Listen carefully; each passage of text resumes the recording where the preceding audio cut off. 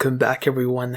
Let's go ahead and talk about none other than the Apple TV 4K, which is technically the latest Apple TV that Apple sells, and see how it holds up in 2021. Now, this thing isn't necessarily the newest Apple product that ever got made. It's definitely a little bit dated. It's not necessarily the oldest thing ever, but it did get released a few years ago, and Apple hasn't made the Apple TV, 5 or Apple TV 5K, whatever they're going to call it. So we'll see what they do in the future, but I still think, as I mentioned before, getting an Apple TV, I think it's great. I think it has a lot of capability still, but from what I've seen, a lot of these newer TVs pretty much offer the same exact thing that an Apple TV does. So I don't know. There's not really a huge reason to have an Apple TV. To be honest, one of the main reasons I even recommended it last year was pretty much using things like AirPlay or different things like that. But I have TVs that have, AirPlay built in that don't even have Apple TVs hooked up on them. So that kind of took out that specific selling point. So there's a couple other things that I probably would say throughout this video, but without further ado, let's get started.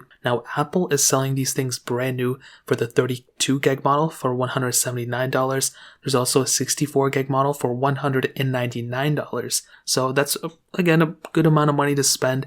Now, definitely, as always, these things are much cheaper in the used market, so I'll leave one link down below from Amazon. You can get them from there and help support the channel at the same time. Now, there's two different segments of this specific, device. There's the Apple TV itself, and there's the remote control itself as well. Now, I will tell you, with the Apple TV 4K, the actual box, it is one of the best feeling streaming devices that I've ever, had. I've had the Amazon Rokus, I've had the Google Chromecast and all that stuff. Those things, the Amazon Roku, even the other one they have, those things are very much capable, almost as capable as this thing. They're all the same. But this one just looks so visually beautiful, and for that extra money, you are getting a better feeling product. Now, it may not, it just kind of feels like a Mac Mini, to be completely honest. So with this specific Apple TV, on the back, you do get, the charging port with the built-in, power supply. You do get the HDMI cable on some, but you also get, a USB-C port on some too. For some reason, on this one, it's not showing me the USB-C port, which is very weird. And you also get that gigabit Ethernet port as well, which is very strange because a lot of devices that Apple sells, do not have the gigabit Ethernet port, and sometimes they are an additional add-on. And that's really it. The port selection is pretty bare bones. There's not a lot of stuff going on in the back, which is perfectly fine. Now, internally, this thing does have Bluetooth 5.0, which is great, but it also has that Apple A10X Fusion chip inside of it. Now, you might be asking yourself, why did Apple put, an A10X Fusion chip inside of this thing? There's no reason to have it. Well, one of the bigger things that Apple is doing nowadays is actually trying to sell people into their Apple Arcade. So you can actually play some games, not a lot of games, but you can still play games from your Apple TV in and of itself. And I think that's a great thing that Apple did. This thing, the A10X, is, as far as I know, a better version of the Apple A10 Fusion, which was in the iPhone 7s and 7 Pluses. I think the A10X may be in the iPad Pro 2nd generation. I'm not 100% too sure. Don't quote me on that. But this thing's performance is going to be pretty good. And because this is the latest and greatest Apple TV that Apple sells, this chipset inside of it kind of screams to me that Apple may continuously support their iPhone 7s for a little bit longer. They may pull an iPad Air 2 iPhone 6 type of thing, where the A10Xs or the AX chips go a little bit longer than the standard ones, but I guess we'll see what happens in the future. But I really do think this device in and of itself, the feeling of it, and with the A10X Fusion chip, is a great addition. And it's sad because, in my opinion, the hardware is great, it has a lot going for it, but every single time I update my Apple TVs to the next version of OS, the tvOS, it just gives me a little bit of hope that Apple's going to go and focus more on their TVs, but then it just kind of lets me down because it's like the Apple Arcade wasn't that great in my opinion. Even though this thing could support the games, it just there's just no huge reason to pick these things up. There's no selling point for these things. I think Apple should go and sell a TV instead, but regardless, that kind of covers up the box itself. Now with the remote, a lot of people complain about this remote. I'm not really too sure why. I am, probably in the minority. I actually like this remote a little bit. It's very sleek. I think I'm comparing it to something like the Amazon Roku remote. I never liked that thing. That thing feels like it's trying too hard to be like a game controller mix. I'm not really too sure. But with this one, it's very classy and I really do like it. Now you do have the top touch surface, so you can go and easily, maneuver through things if you want to. Obviously with the Apple TV, there's no touch screen, so you do have that touch surface on the remote, which is great. You have a microphone on the top, apparently dual microphone, so you can go ahead and enable Siri and, talk to Siri if you want to. You have the menu button, you have the TV home button, which I think kind of just turns it on. You have a dedicated Siri button, the volume buttons, and the play pause button, and that's really all you need. Now this thing does charge via USB cable, which is great, so you can go and just charge it from there and it pretty much charges, which is awesome. And that pretty much covers up the remote itself. Now, with all that being said, turning this thing on is a beautiful experience. I think the OS is overall really great, and they've been iterating it since the first Apple TV that came out, which I also have, which I haven't reviewed yet. But this thing will definitely get the job done.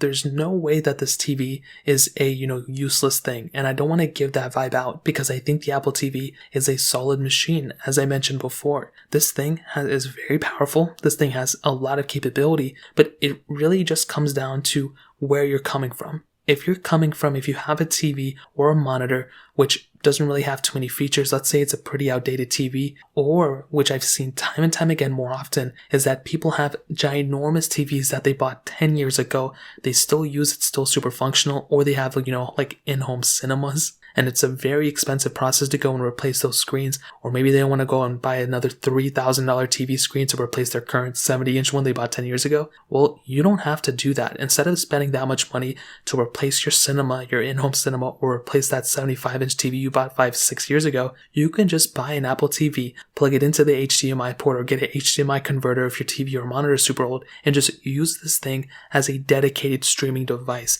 This thing has so much capability behind it. If your TV is a bare bones TV that just has cable output and that's it, no other smart connections to it. So this thing, you can access YouTube, Netflix, you can AirPlay things from your device to this one. You can go into the App Store, you can view your photos, you have the Apple Arcade as I mentioned, you have a lot of things, Hulu, ESPN, there's so many different things that the specific Apple TV has that can really breathe new life into your older monitors.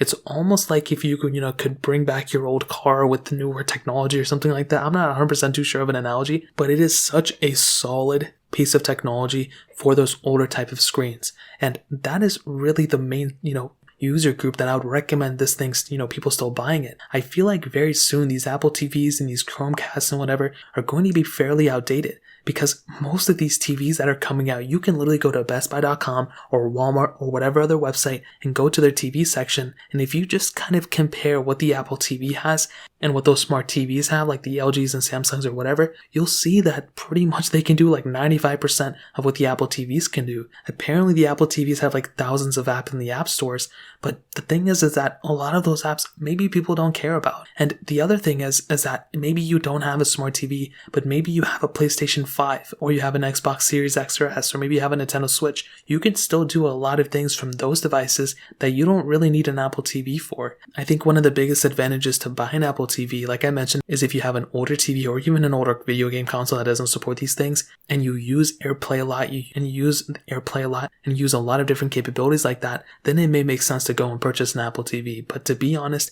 other than that, I really don't think it's that much worth it. I think it's, worth it to some people out there, but for a majority of people, your TV, if it's a smart TV, you already have that capability. And if you don't have a smart TV, then I would probably recommend picking up a Apple TV 4K or the standard one if you want to. I think they're good, solid devices still, but I really do think, as I mentioned, for a lot of people out there, you really don't need it, to be completely honest. So that really pretty much covers it up. If you guys have any other questions or anything like that, let me know in the comment section below. Hit the like button, that would mean so much, but definitely hit that subscribe button. Every single subscriber that we get really does count, so it means so much if you guys can hit that. Also check out the other links down in the description as well. My Twitter, my Instagram, my other channels. More importantly than everything else, hello every single one of you guys. Hopefully I'll catch you guys in the next video. Peace out till then.